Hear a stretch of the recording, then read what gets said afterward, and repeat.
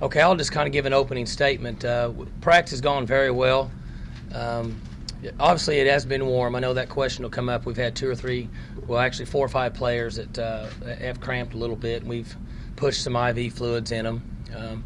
But we're out there about 2 hours, and we've cut it back just a little bit. It's the heat index has been a little bit warmer than it has been the last couple of years. But the players are moving around well. We've stayed healthy. They're excited. The defense really played well today in practice this morning. Some of you may have been there, and we got close to setting a record for most turnovers in one preseason practice, which is good for the defense. So we were excited about that, and I'll be back at it tomorrow afternoon. Other than that, same old, same old. Not much different than the media day 5 days ago or however long it was. I'm ready for questions if anybody has any. See, that's why we need Baldwin here.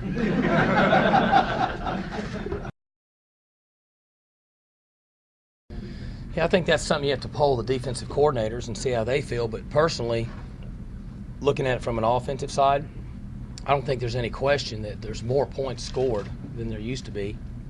And because of more plays run in a game, no-huddle offenses, and more forward passes that stop the clock.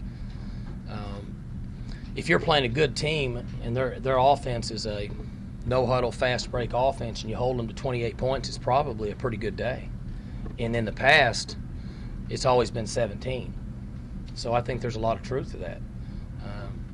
There's more chances to score.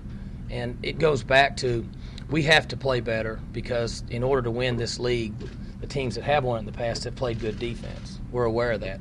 But you also better be able to score in this league because the majority of the teams in this league can score a lot of points.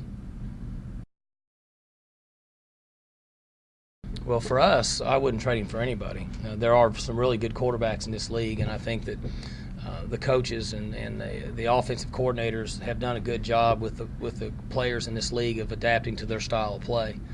They're different, but you always feel like that if you play a team that has a good quarterback, you have to play very well because they have a chance to win. Just like if you feel like you have a good quarterback as a team, then you got a chance to win. So I think that makes it interesting. But for what we do on offense, I think Zac's as good as anybody out there. We're glad that we have him and we wouldn't trade him. But I would say that, Missouri probably feels the same way about their guy, just depending on the style of play. I say maybe 10 days. They're both better.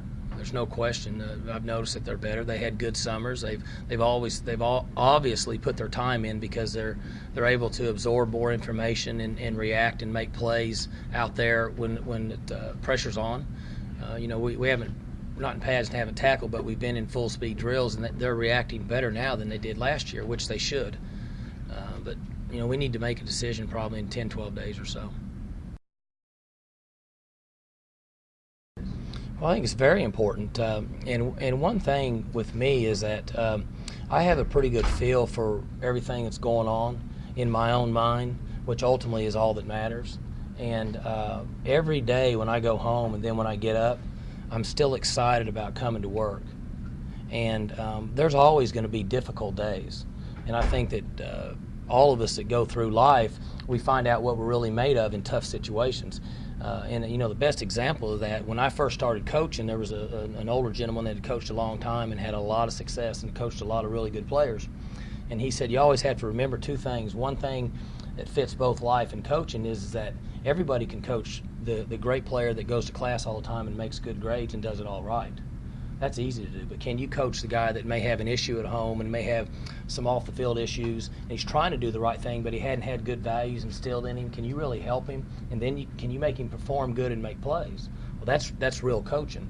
And it's very, very simple to parenting, or very similar, I should say, meaning that it's not always going to be smooth, but you do the best you can for the individual involved and the program and the university.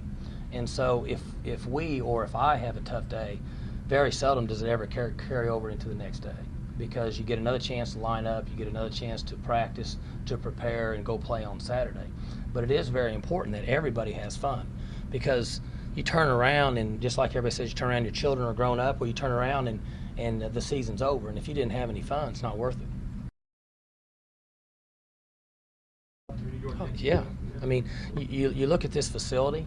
Now that you walk in the stadium and the way this thing is set up, I mean, this is a real stadium now.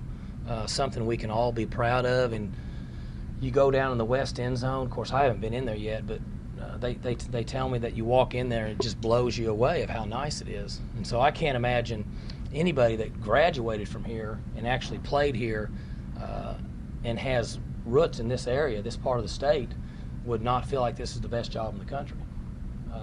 And then to have an administration, there's always discussions about that, but from top to bottom, our Board of Regents, President Hargis, Coach Holder, as supportive they are and how they understand how important football is, can't have a better job.